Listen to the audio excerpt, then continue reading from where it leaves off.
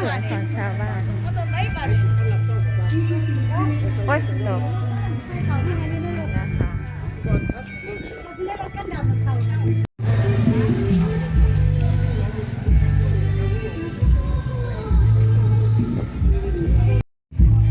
นี่นะคะจัดงานของโรงเรียน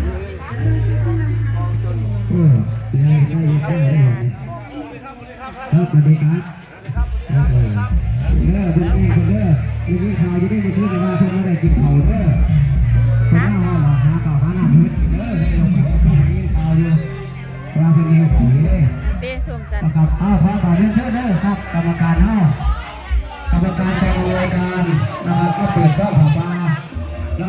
ก็มาเบิ่งมาแง่ให้ไม่ได้รับกันนะครับแต่ละสายไล่เท่าไหร่แต่ละ เสียงดังมาแต่ละสายนะครับก็มีไล่ละอักษรนะครับ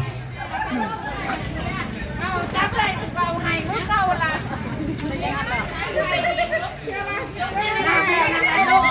ให้ยังไงให้ยังไงให้ยังไงมาผู้ใดจองเสียไว้วันนั้นจะมาเอาก็ขอกราบเรียนเชิญเด้อที่ท่านของรายการอยู่เล่นปะแม่น่ะซอยดาวลูกผู้ใดจองเสียไว้วันนั้นไม่เสือวันนั้นมาเอา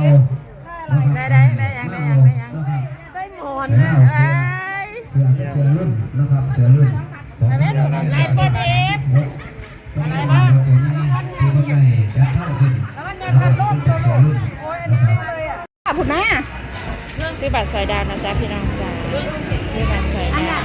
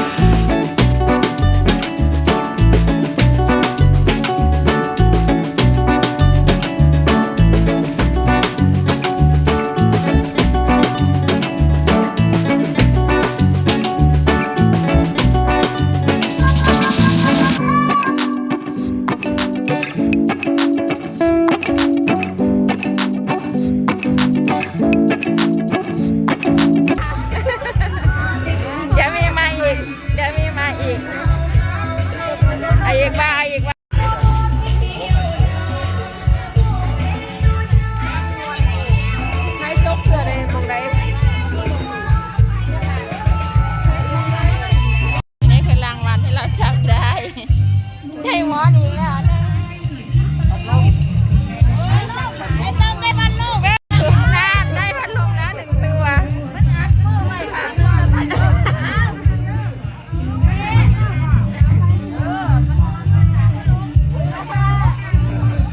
อันนี้คือของสอยดาว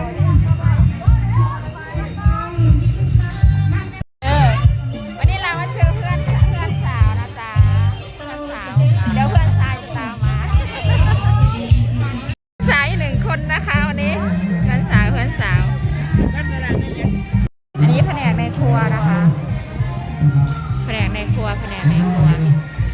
เอาบางนี่ไหมนะได้อีกแล้วก็ให้ได้ยกก็ให้ได้เท่ดีว่ะ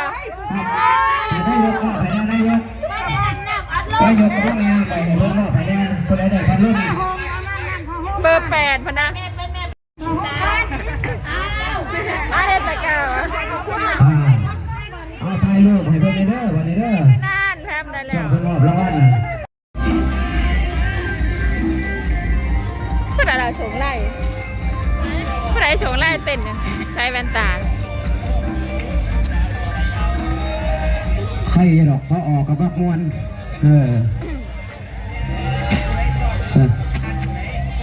ว่าสะพานวันดอนหุ่นก็ป้าเราควบสนุกสนานนะครับเนาะค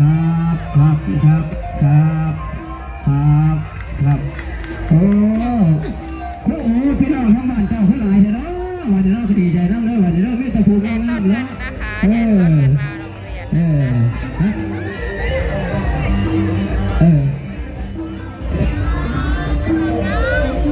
ขอบคุณหลายๆเด้อพี่น้องเด้อดีใจน้ำเนาะ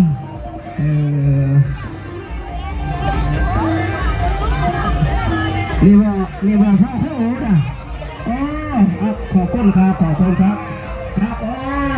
นี่แต่พอเราแล้วจังพ่อโอ้สวยตัวพนมน้อยน่ะสีงามเลยค่ะจับอีกไหมครับจับอีกกำลัง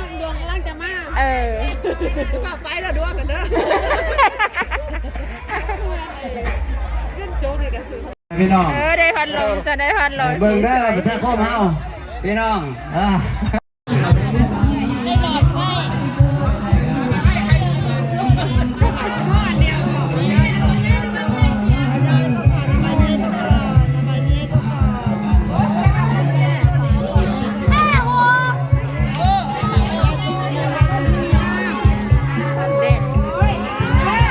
ออกก่อนจ้าเขาหายบุ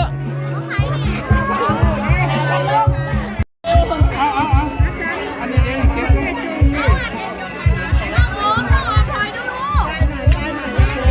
ระวังไว้จะเพิ่งไปจับเอาอย่าหมดเลยยกไหนบ่เอายังเนี่ยไม่อย่าไปพันลมตัวเนาะตะก้าดำเอาเจ้ากับเพี้ยนพันลมเลยตะก้าดำมาเอ้ยพันลมเพียงแม่พันลมตะก้าดำมาวันจังไหนเดี๋ยวนี้เพียงพันลมแม่พันถ่ายรุ่นนะบังตั้งให้ดูโซ่ดีกันเนี่ยล่มเถิดค่ะเห็นนะครับผู้มาต้องแต่เห็นน้ำพ่อแม่พี่น้องเห็นดีด้วยดีมากตลอดนะครับได้พระร่มนะครับได้มันแตกนะครับแต่พอเข้าถึงแล้วมันหดนะครับมันเมื่อ